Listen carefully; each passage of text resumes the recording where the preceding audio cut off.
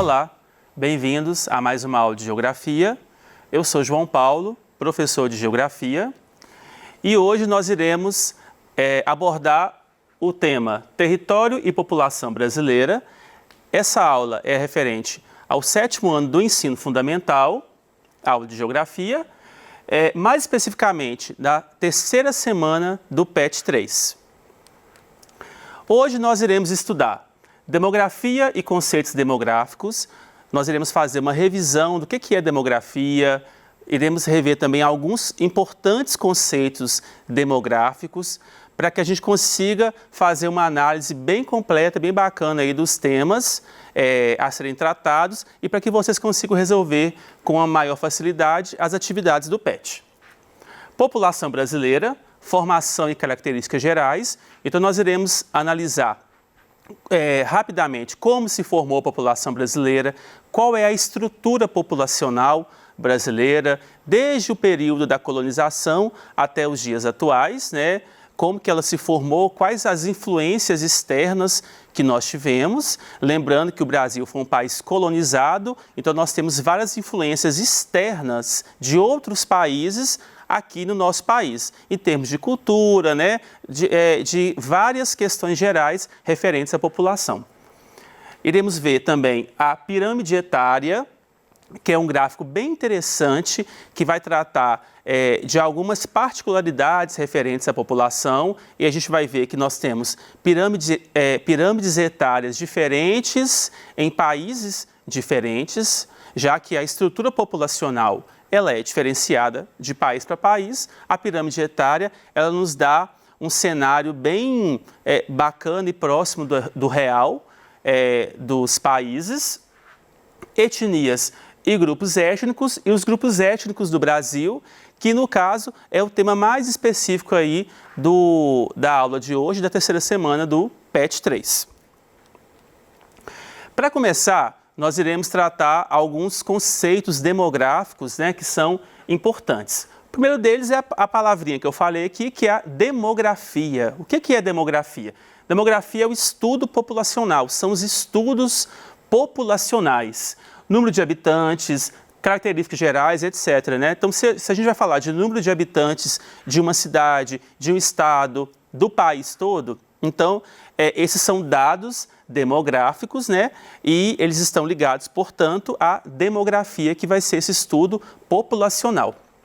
No Brasil, o órgão do governo que ele é responsável pelos estudos demográficos é o IBGE. IBGE é o Instituto Brasileiro de Geografia e Estatística. Então, o IBGE, como órgão do governo, ele faz os estudos populacionais, as pesquisas que devem ser feitas, e aí eles trazem esses dados para que eles sejam trabalhados, né, e transformados em gráficos, em tabelas e tudo isso. Neste ano de 2020, nós teríamos um censo demográfico, que é uma contagem e caracterização geral da população, porque ele acontece de 10 em 10 anos. O último que nós tivemos foi no ano de 2010, porém, em virtude da pandemia que a gente está vivendo, esse censo demográfico que ele estava marcado para esse ano, ele foi passado para o ano de 2021. Então, em 2021, nós teremos um novo censo demográfico que ele vai atualizar todos esses dados demográficos populacionais, né, ou seja, populacionais do Brasil, né, do país como um todo, das unidades federativas, né, dos 26 estados, mais o Distrito Federal e dos municípios especificamente. Como eu disse, os dados do IBGE, como eles são dados do país todo, eles auxiliam o governo na implementação de políticas públicas de saúde, de educação, de segurança, por exemplo. Como assim?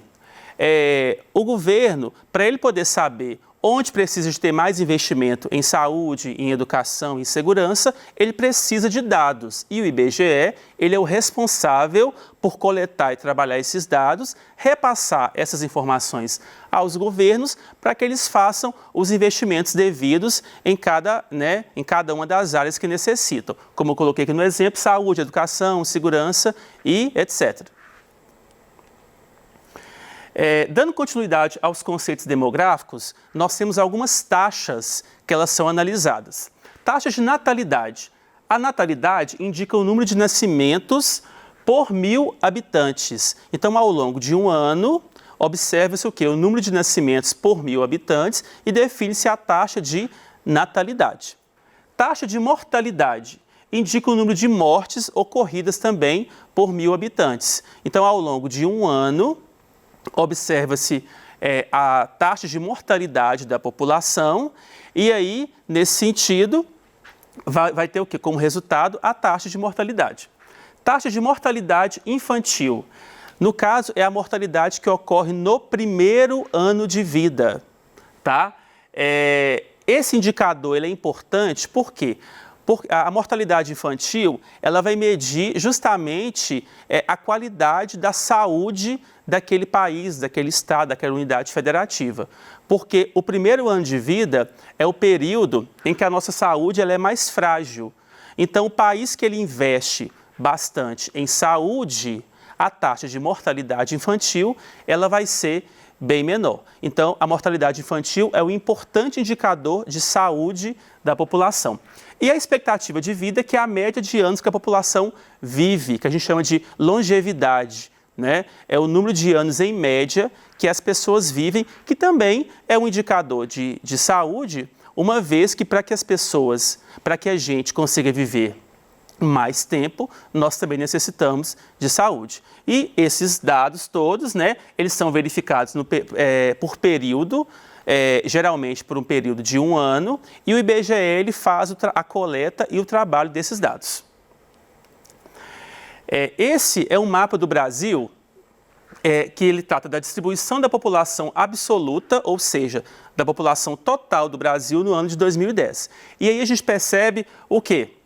Que o Brasil, nós temos uma concentração populacional em algumas áreas específicas do país e nós temos alguns vazios populacionais, né? A gente percebe justamente o quê? Que nas regiões aqui do litoral, o litoral da região Nordeste é uma região com grande concentração populacional, a região Sudeste como um todo, com destaque aqui ao estado de São Paulo, Rio de Janeiro, a região central aqui de Minas Gerais, o sul do Brasil também, mais especificamente nas regiões litorâneas.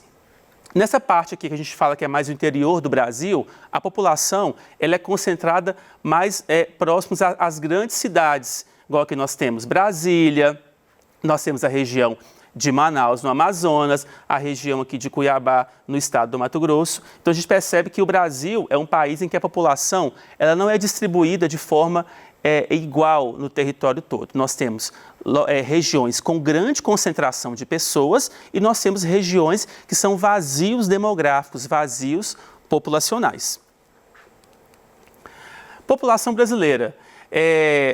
Tratando de diversidade de povos, né, de população, o Brasil é um dos países do mundo com maior pluralidade de povos, tá? E aí nós podemos elencar aqui, né, destacar alguns, né? Vamos lá, os indígenas, que são os povos que já habitavam o território.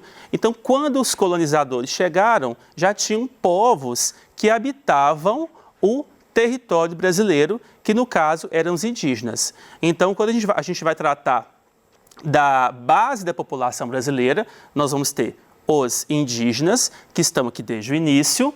Nós temos os portugueses, tá? Que foram os que vieram, principalmente os portugueses, que vieram no período do processo de colonização. Então, voltando, indígenas, os europeus, aqui no caso destacado com os portugueses, e os povos africanos escravizados são aqueles povos que foram trazidos de maneira forçada para o território brasileiro, que até então era a colônia portuguesa, trazidos forçadamente com o objetivo de serem escravizados. E lá para o final, mais ou menos no final do século XIX, início do século XX, nós tivemos uma nova imigração, que foi a chegada dos imigrantes europeus que vieram aqui para o Brasil, logo depois que a gente teve a Lei Áurea, né, que libertou os povos que eram escravizados. Diversidade da população brasileira. Essa imagem ela retrata bem assim, que o Brasil é um país bem diverso no que se refere a etnias, né, as características físicas das pessoas. Em algumas partes do mundo a gente tem o predomínio de tipos de estereótipos, né, de tipos específicos de pessoas, mas o Brasil é um país bastante diversificado. Estrutura populacional, pirâmide etária. O que seria essa pirâmide etária que eu falei lá na introdução? Ela é um gráfico populacional que ele vai ser dividido por sexo, né, por gênero masculino e feminino e por faixa etária. E o interessante da pirâmide etária é que ele nos permite analisar o nível de desenvolvimento dos países, de desenvolvimento socioeconômico dos países. Se o país tem mais ricos, mais pobres, como que esse desenvolvimento é socioeconômico? Aqui eu coloquei para a gente fazer uma análise de duas pirâmides etárias. A pirâmide do lado esquerdo é a pirâmide da Itália e a pirâmide do lado direito é a pirâmide da Etiópia. Então são pirâmides etárias que elas vão mostrar diferentes estruturas populacionais de diferentes países, né? E aí, numa próxima aula que a gente for fazer uma análise mais aprofundada, nós vamos perceber como que é esse padrão aí de pirâmide etária a partir dos diferentes tipos de países que nós vamos ter em relação ao seu nível de desenvolvimento socioeconômico. Então, são pirâmides diferentes de países completamente diferentes. Lembrando que a Itália é um país europeu, né, localizado na Europa, e a Etiópia é um país localizado no continente africano. Essa pirâmide etária é a pirâmide etária do Brasil. E aí, para a gente analisar bem aqui, a gente percebe o quê? A base da pirâmide, essa parte de baixo da pirâmide, que é a população de 0 a 4 anos, ela vai representar a natalidade, que são aqueles nascimentos que nós vimos lá atrás, né? Uns slides aqui atrás, que é a taxa de nascimentos que nós temos por grupos de 1.000 pessoas. E o topo da pirâmide, ele vai representar justamente a expectativa de vida, que nós vimos também anteriormente, que é justamente o quê? O número de anos, em média, que a população ela vive. Então, por isso que nós costumamos falar na geografia que a pirâmide etária é um gráfico assim, bastante completo, porque ele traz várias informações que nos permite analisar a população de um país, de uma localidade, tanto em termos quantitativos, né, que é a quantidade, que seria a quantidade de pessoas, como também em termos qualitativos, que é do desenvolvimento socioeconômico das pessoas, né? Lembrando que, só dando um exemplo, a gente não tem tempo de aprofundar tanto, o que tem a ver esses dados com o desenvolvimento socioeconômico? Países mais desenvolvidos, eles têm uma taxa de natalidade menor. Países menos desenvolvidos vão ter uma taxa de natalidade maior. E aí, quando a gente vê uma base da pirâmide etária, né, a parte de baixo da pirâmide etária, se ela é maior, ela representa um país que é menos desenvolvido. Se ela é menor, ela representa um país, portanto, que ele é mais desenvolvido. Etnias e grupos étnicos. Etnia é um grupo coletivo de pessoas com traços culturais próprios, né? Costumes, língua, traços físicos, etc. Então, a etnia é um grupo, né, de pessoas que vão ter traços específicos, né, e uma cultura própria também específica. Um grupo étnico, ele pode ser considerado um povo. Então, nós costumamos chamar os grupos étnicos também de povo. E a população de um país, ela pode ser formada por um ou mais povos, né? Por exemplo, a população brasileira, né, que tem por volta de 209 milhões de habitantes, ela é formada por povos distintos, por grupos étnicos diferentes, distintos. Quanto maior for a variedade de grupos étnicos em uma população, maior vai ser a diversidade cultural. Já que a etnia ela tem costumes próprios específicos, quanto maior a quantidade de etnias em um país, mais diversificada vai ser a cultura daquele país. Grupos étnicos do Brasil. Originalmente, a população brasileira ela é formada por 3 principais povos: os indígenas, que nós vimos, os europeus e os povos africanos. Então, a base populacional brasileira vão ser esses 3 povos que, desde o início da colonização, né, ao longo do processo de colonização, eles foram presentes aí na formação da população brasileira.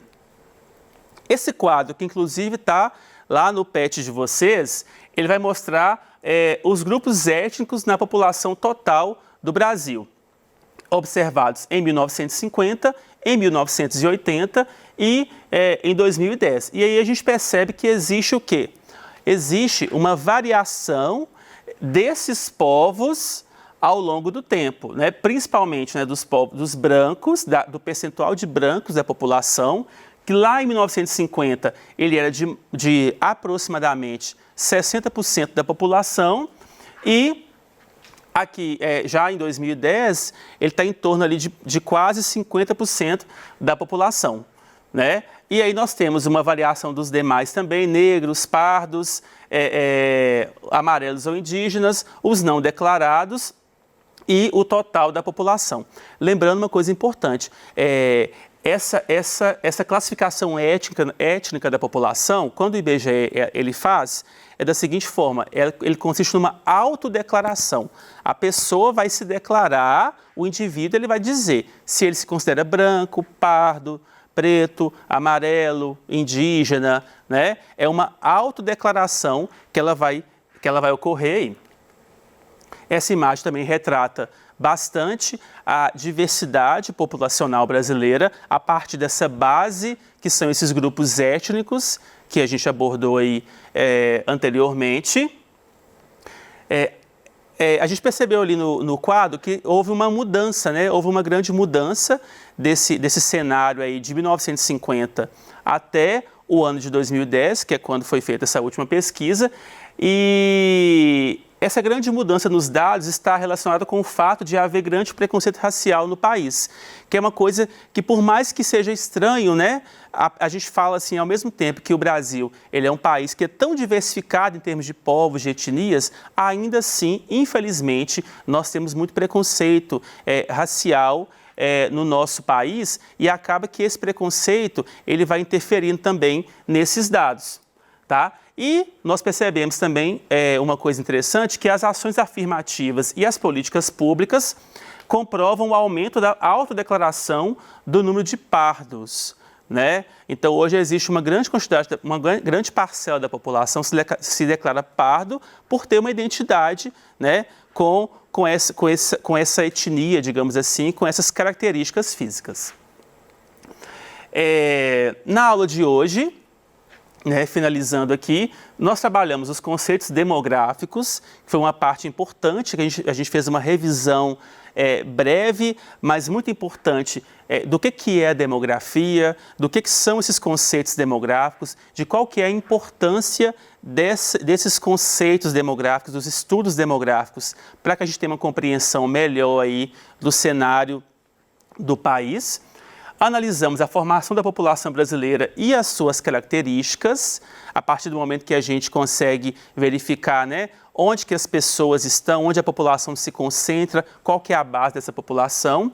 Estudamos aí, recordamos um pouco as pirâmides etárias e a sua relação com o desenvolvimento socioeconômico.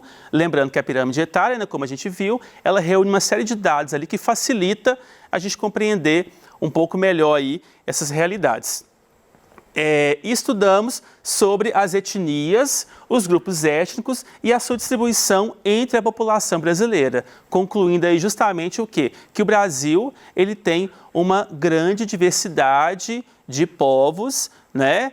Mesmo a gente tendo avançado aí ao longo do tempo, né? A gente percebe o quê? Que essa grande quantidade de povos, ela acaba resultando numa grande diversidade cultural que nós vamos ter aí no nosso país ao longo da sua história.